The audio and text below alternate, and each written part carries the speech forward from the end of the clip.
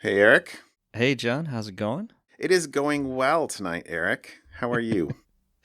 Great. Down here in San Francisco at GitHub Universe, lots of exciting things to see and learn about. That's cool. I saw a few tweets and announcements today. I have lots of things I want to bring home to try to implement or encourage said usage of internally, leveraging some cool new stuff in GitHub. So Awesome. All right. Well, looking forward to it. Looking forward to it. yeah, so I guess I'm jealous. That's what it comes down to. I'm jealous. and I guess unlike you a couple weeks ago, I am not next to a freeway, but these windows are kind of thin, and you can hear if there are fire trucks or other sirens, they'll be picked up. So fingers crossed we don't get any background noise. It's okay. Or Yeah. just make sure I'm monologuing while they're happening so that you can just edit it out. Yeah, cut that audio out. How about your weekend? What'd you do? We had a long weekend. Yeah, and mostly it was. Unfortunately for me, I was not feeling so hot, so Oh, I spent sorry. a chunk of the weekend in bed. I'm sorry to hear that. Mostly, although the bonus was it was mostly in bed, but I wasn't sleeping. I was just not feeling well, and I read. So I am now Oh. 3/4 of the way through book 4 of the Wheel of Time series. So Oh. I am chugging right along. And all you really want to do is like read. I Can I know. put life on hold for like a week, please? Exactly. I need a DVR life, please. That's Yeah, right. I love those books. I have read them all, probably at least 2 or 3 times through the first 10 or 11 books. I think I've only read the last 2 books once, but then the first couple books I've read probably 4 or 5 times, just because when they were coming out for a few years there, I had more time.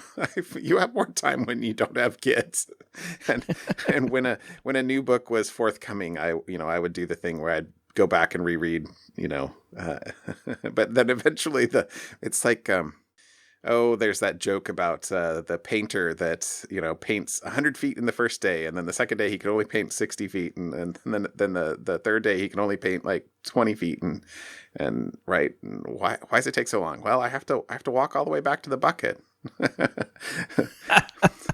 So you never heard that joke in algorithms class? I don't remember that joke. I don't know. I'm sure I heard a variation though. Yeah.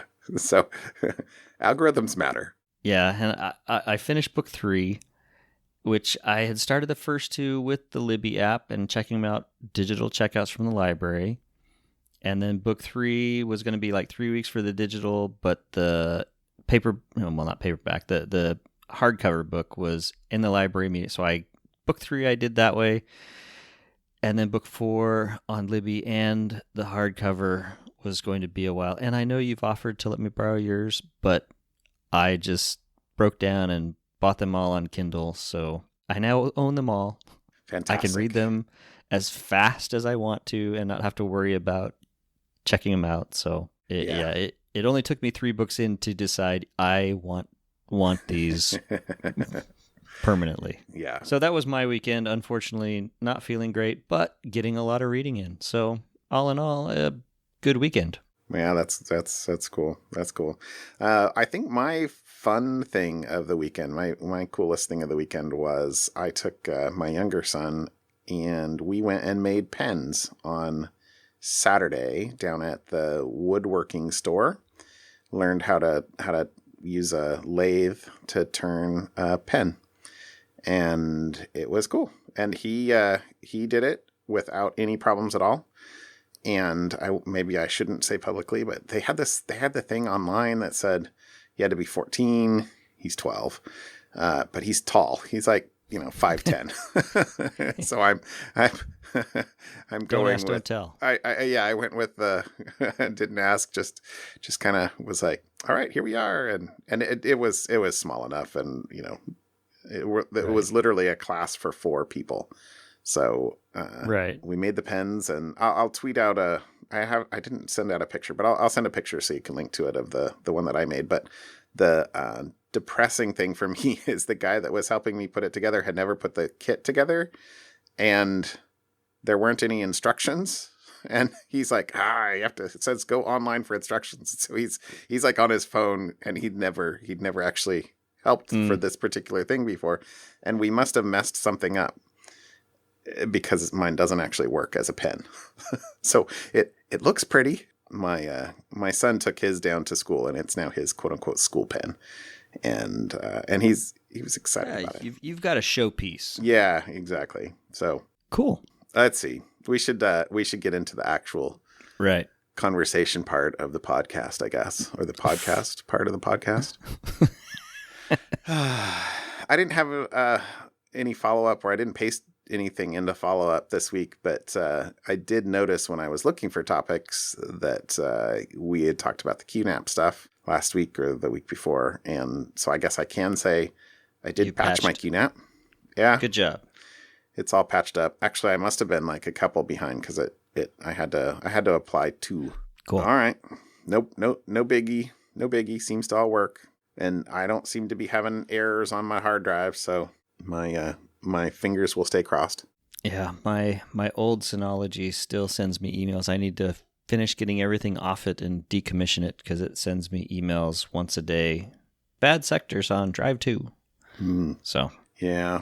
I'm really bad about decommissioning the old stuff. As I look over at my old 2-base Synology that I replaced 3 years ago that is not booted up, that I transferred everything over to my QNAP and then kind of turned off to see if I needed anything. And I haven't needed anything yet, but currently I guess it's a stand for my phone that I also don't use that is blinking at me that its voicemail is full because I don't answer it. Well, why do I have a landline? I don't know. All right. I don't know how I got on that because I'm looking right over at the blinking 52.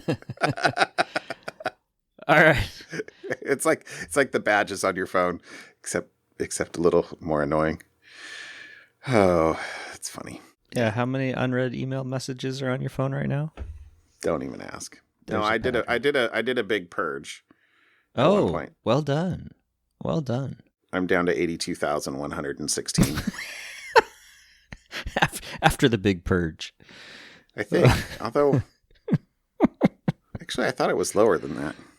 I don't know. I ignore that badge. that badge means nothing to me. I refuse to let my actions be dictated by white numbers on a red background. All right. Shall I talk? Yes. Throw out my topic here? What's your topic? So my topic came from the Next Web. It's a article about a security researcher who found that through messing around that he discovered that if he's scrolling through his Facebook feed and taps on a photo in the Facebook feed and looks like he just kind of jiggles around. There's a video to show how it occurs, that it will show the camera actually running in the background, in a sliver of the background. So the feed kind of gets offset just slightly, and you can see the camera running in the background when you're not trying to take a picture. It's just by virtue of touching the photo and having the photo come up and then dismissing the photo, you can, looking at your feed, the feed is slightly off. So you really have to go to the link and look at the video to see how it worked. But the larger question is, why, when you touch a photo, why is the camera even active? So Facebook has already confirmed the issue. They said it's a bug. Of course, it's a bug. And their official statement is, we recently discovered our iOS app incorrectly launched in Landscape. In fixing that issue in version 246, we inadvertently introduced a bug where the app partially navigates to the camera screen when a photo is tapped. Facebook VP of Integrity, Guy Rosen, tweeted, "We have no evidence of photos, videos uploaded due to this." Facebook VP of Integrity? There you go. Yeah, that's apparently his official title. Well, I'm glad somebody has integrity. So, Okay. so the reminder there is bugs are everywhere. If you tell an app that it can use your camera for whatever reason, it's possible they may not use it for taking photos. They may use it whenever they feel like. They please. And there's no, unlike on like a Mac that has the green light when the camera's active, there's no visual indication on the front of the phone when the camera's active. Correct. So, any app that has access to the camera could be taking, while you're using the app, could be receiving data off the camera at any point. Yeah. And who knows what, I can think of all sorts of things that you fun with cameras when the camera isn't actually the focus of what the app is doing. Evil. Apparently, if you have Facebook in the Facebook app, update your Facebook app with the new. It's not out yet as of when we record Wednesday night, the 13th. But they're working on a release, and there should be an update soon to fix that inadvertent bug. So that's my quick poke at Facebook for the day. I want to believe that it would just be a bug, but there's not a lot of grace in my heart. So I don't know. Yeah. All right. Well, how about your topics? I see you have 1, 2, 3. You know me. You just didn't trust me, which is probably a good thing. Well, I clearly I'd thrown a few things in there, but yeah. So my first one was I thought this was interesting.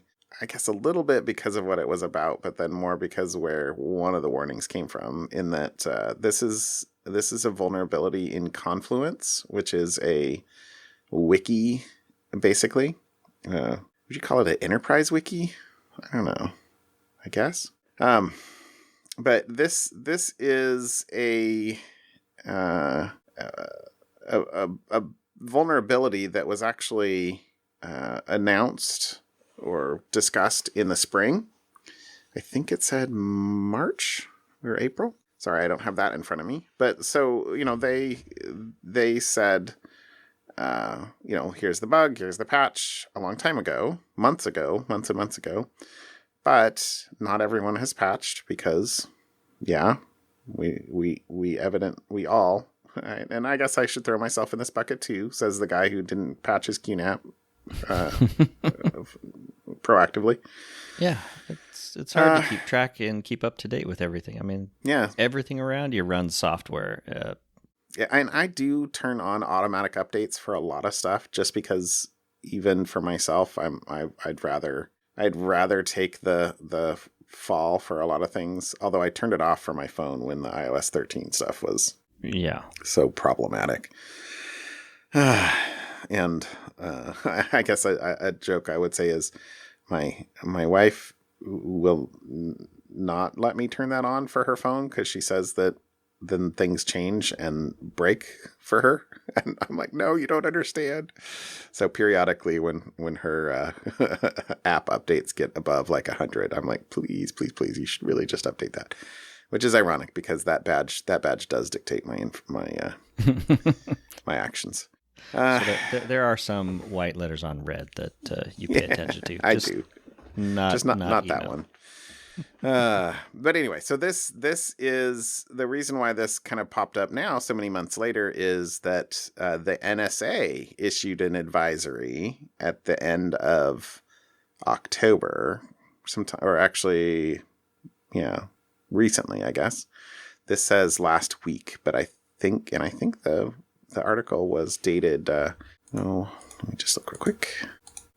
The article was dated November 6th. So this was, end of October.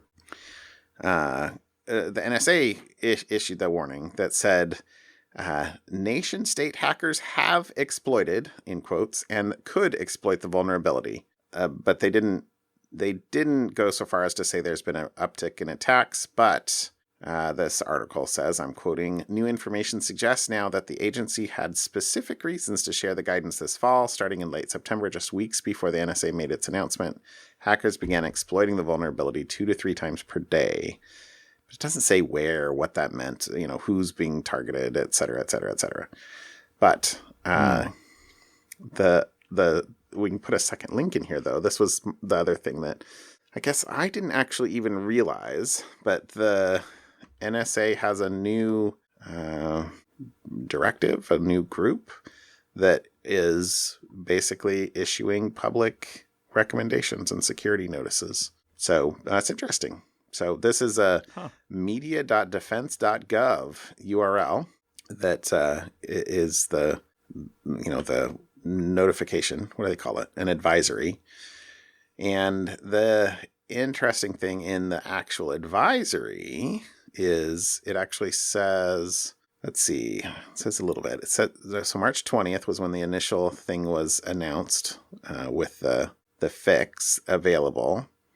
But then it says it's a server-side template injection in the vulnerability in the widget connector. So throw back a little bit to last week's when we talked about exec. That's what's happening here with the widgets, something along those lines. So this is a macro used by Confluence. Adversaries can exploit this vulnerability without credentials to gain a remote code execution. So, and it says both nation state, advanced persistent threat, and criminal actors have exploited this vulnerability with goals ranging from delivering ransomware to gaining control of exploited systems. So it's kind of cool that the NSA is doing this. Yeah. Especially if you sort of silently presume that they have other insight into why they might, sort of rush particular things. But I'm not sure how much they rush stuff. But anyway, I thought that was interesting and worth a go. And I'm sure there's more info on the actual group. There was a link in this article that we'll post here to the new directorate, I think they called it. The NSA's new cybersecurity directorate is the ones responsible for this. So it's interesting. Could be cool. Could be cool. All right, that was the first one. The second one was a ransomware attack on Pemex. I assume that's how you pronounce it. So it's the largest petroleum company in Mexico. Right. And the link that I actually posted in Slack when I was kind of clicking around earlier tonight, it actually had said it was the Ryuk ransomware. So I was actually putting that in and blithely going that. And then I was like, I should see if there's any updates. And then I came across this Bleeping Computer article that said initial reports stated that Pemex was affected by Ryuk, but leaked ransom notes and the Tor payment site confirm it was a different ransomware, Doppelpaymer, which is almost like, oh, good. I'm glad I didn't just go with the first link that I had seen in red, because it had been a couple of days ago. And at least at the time, the stuff I was seeing being kind of bandied around was that Pemex wasn't acknowledging it, or was saying that everything was fine and they were, business as usual. But right. Clearly not. I didn't see any info in here about how many systems were affected, but there were a couple other points in this and in the I think it was a Reuters article that I had read initially. But the other couple things about this particular one is that they thought that the ransomware was probably dropped initially by Emotet, which is a Trojan. And then the second point was the ransom was for 565 Bitcoins, which is about $4.9 million, which is, this is the going after businesses instead of going after small mom and pop, $500, $300, a tenth of a Bitcoin kind of things. Right. Which we've seen more and more of. And maybe this could have been follow-up because we talked about the county stuff from earlier in the year, but still going where the money is. That's why you rob the banks. So I didn't see any other follow-ups. This is, to the best of my knowledge, still going on as we record this. And presumably they're still trying to clean up. I guess there was also another quote in the article. I didn't pull it out into our notes, but that said that the ransomware site had basically some form of persistent chat on it that they tech support. Yeah, essentially tech support for the ransomware that they meaning Pemex clearly hadn't said anything in there reaching out to the hackers. So I don't want to call them hackers. The ransom whackers. Well, I kind of subscribe to you can be a hacker at many things, and hacker shouldn't be a bad thing. Right. Definition. So anyway. Okay, so that was my second article. My third article is a Zombieload version 2. I love your first bullet point here. First criteria, do you have a cool logo? And that's a pretty cool logo.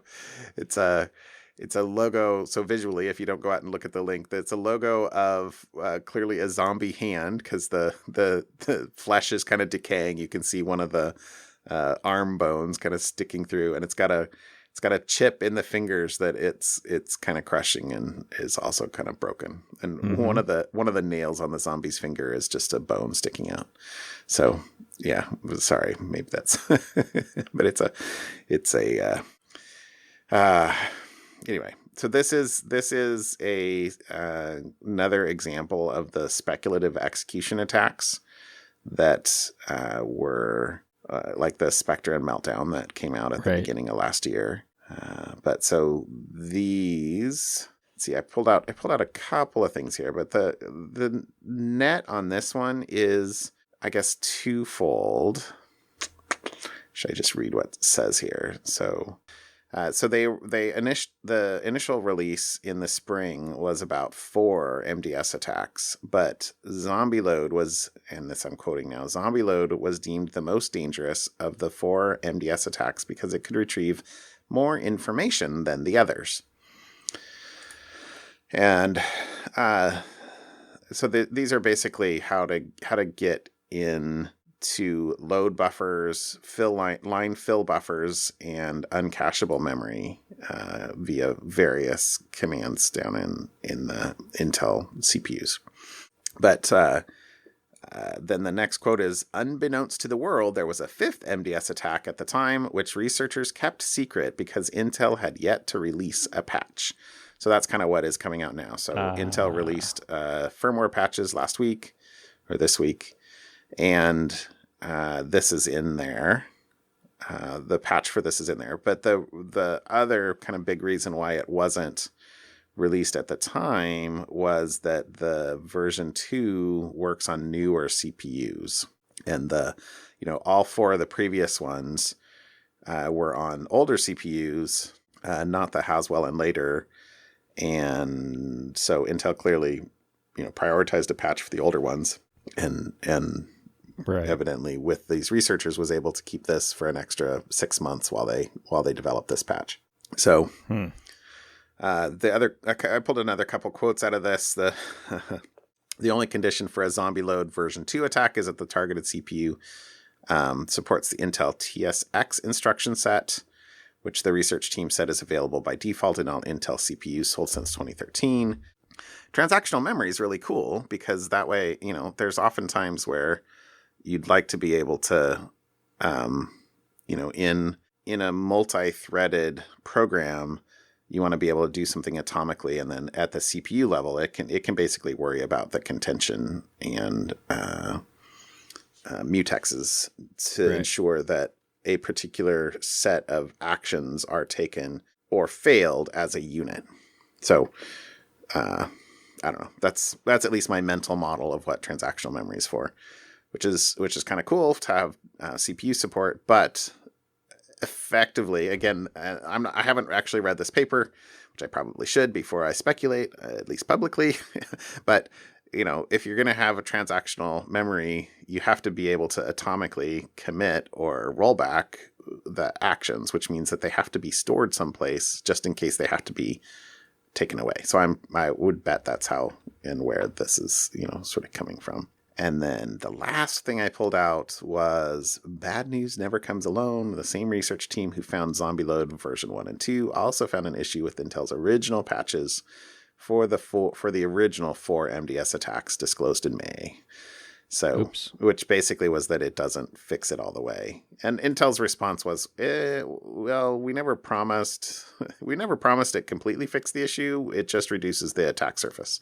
Right. Which I guess is true, but risk analysis. Yeah. It's a super hard problem. So I'm not about to throw any stones at that glass house. Right. So, but anyway, that was a cool article though, and mainly a cool logo. It's a cool logo. Whoever designed that logo, it's all about the logo. It's pretty good. It is. It's ironic how like branding. The first one I really remember from that is Heartbleed, but I'm sure there was something before that. Yeah. The branded vulnerabilities. All right. Something fun?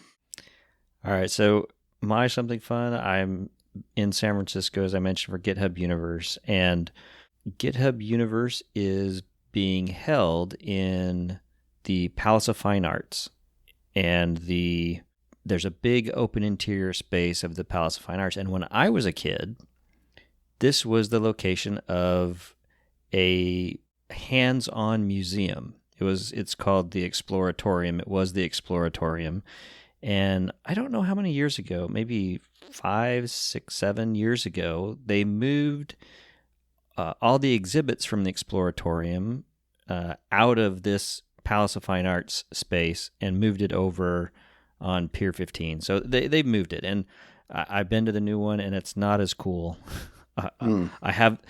So this whole last couple days, or the whole day today at the Palace of Fine Arts, I was having these flashbacks and kind of nostalgic reminiscing from when I was, 8, 9, 10 years old, running around doing all the cool hands-on science things in the Exploratorium in this building where now we are having make your own AutoCAD. Here's this company doing pitches and go see this. So it's, I don't know. I enjoyed it. So my something fun for the day is go check out the Exploratorium website. And then, we have, it would be, I would say, similar to what we have in Oregon, the OMSI, the Oregon Museum of Science and Industry. Yeah. So go check out where that is. And wherever you're at, I'm sure there is a kind of hands-on museum where you actually don't just go stare at paintings, but can play with science things. Go do some of that. Get out. Stop reading books. No. What? Wait. Stop reading. What? Sorry. Take a break from reading your book and go to a museum. That's my something fun for this week. That's an awesome something fun. And in the spirit of transparency, have you ever punished one of your children by making them not be able to read? No, I have not. I have not had the ability to use that as a punishment yet. I look forward to the day where that is an actual punishment, where the child believes they are being punished by being told they can't read anymore. I have actually done that once or twice. No books for you. I'm sorry, you cannot read anymore. If you don't listen to me, you're not going to be able to read. Not for 2 days. Anyway. All right. Yeah. All right. Maybe what's your fun? Okay. In the spirit of there's too many interesting things in the world, I have 2 something funs. So just making up for it. making up for my small numbers of things. I just can't decide. I can't decide. But the first one is like a timely thing. How do you have to do it like this week? Because yesterday, as we're recording this, at least yesterday, so that would have been Tuesday. Uh-oh, was it Monday? Now I need to actually look at the site again. Okay, here's the changelog for NCSA Mosaic. And 1.0 was released on November 11th, 1993. So 26 years ago on Monday. So this week was basically the 26th anniversary of Mosaic, the first web browser. I was in college, and I remember downloading that and playing around with that as this cool new thing.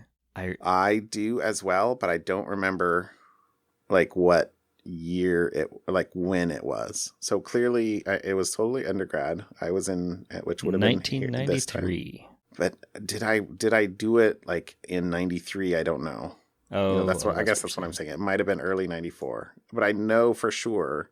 Okay, so I'm dating myself, but so I graduated from college in 94, and I know that I was using Mosaic in undergrad, like at my undergrad college for a period of time. So I did it between November and May at some point, but I don't remember if it was quite this early. But it's kind of cool to look through this site, and actually we should paste the actual NCSA site instead of the tweet that I saw celebrating it.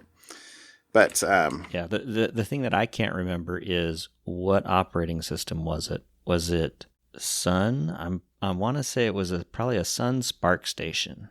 Mine either had to be on Solaris, because I had Solaris in the lab, or probably Solaris. Macs, because the Macs were on the in the main computer lab. So the Solaris was in, I guess at the time it was Sun OS. That sounds right to me, because was on in the computer lab, and Macs, and when we say Macs, we don't mean Mac OS 10. We mean, or I mean, like Mac SEs, SE30s, black and white, were in the general computer lab. But anyway, it's kind of fun to watch through or look through the things. So, like for example, in version 0.7, which was released actually last month, October, or 26 years ago, last month, a major memory drain is plugged. You can now use Mosaic for a long time without running out of memory, hopefully. Document caching is now supported. You can cache by number of documents, quote or parentheses, stable, or amount of memory, not stable. Anyway, and there's stuff about Gopher and FTP working already, which were in 1.0. Can you believe that? It's fantastic. But okay, anyway, too much fun. So that's my first thing, was yay, Mosaic's 26-year anniversary. Cool. Number 2? Okay, my second thing, and I have to admit, this second thing, I'm not sure if it's fun or terrifying. So take your pick. Actually, did you look at this? Did you peek? No, I did not peek at this one, because I got in trouble for peeking at your first one. So I have not looked at this one. Now I'm looking at this one, and now I am afraid. So this is Intel, Mozilla, Red Hat, and Fastly partnered to make WebAssembly a cross-platform runtime. So now you can write WebAssembly bytecode and have them run as, quote unquote, natively. So I don't know. So 2 comments on this. First of which is this Catalan Cimpanu for ZDNet is a machine. A machine. I don't understand how he can write so many articles every day. It's impossible. He must be a pseudonym backed by 2 or 3 people. But I don't know. WebAssembly is relatively new. It says the standard was only formally adopted in 2017. It's interesting. It's kind of cool. There's a number of nice things for the fact that you can get better performance. There's things that it's nice to get better performance. And then the other thing is that you can write in other languages that you can basically compile to WebAssembly. So you would like the fact that you don't have to write in JavaScript. I appreciate that fact. Right? I'm on the fence at whether it's cool that you could have sort of an intermediate representation that it runs, kind of takes the Java sort of metaphor of write once, run everywhere, and let it really happen. and okay, that could be really cool. I mean, I wrote a lot of Java for a long time. And maybe there's security things that, not maybe. There are security things you can do in an interpreter that are harder to do when you're down at the, actually at the CPU. I mean, but most of those things you would expect, the operating system to take care of. So I don't know. I'm on the fence as to whether this is a cool thing or thing. Well, but I don't know. It's maybe I'm just quibbling with the calling this assembly, using the term assembly because it still requires a runtime. Yeah, it's an intermediate language. I mean, it's a bytecode, right? I mean, you got a cool acronym, the WebAssembly Micro Runtime. WAMR. Okay, that's kind of cool, but it's not assembly. Yeah. So. Yeah. So the net of this, the Bytecode Alliance, as it's called, and I don't know, their logo's not nearly as cool as the zombie one. We're all about the logo. Yeah, logos matter.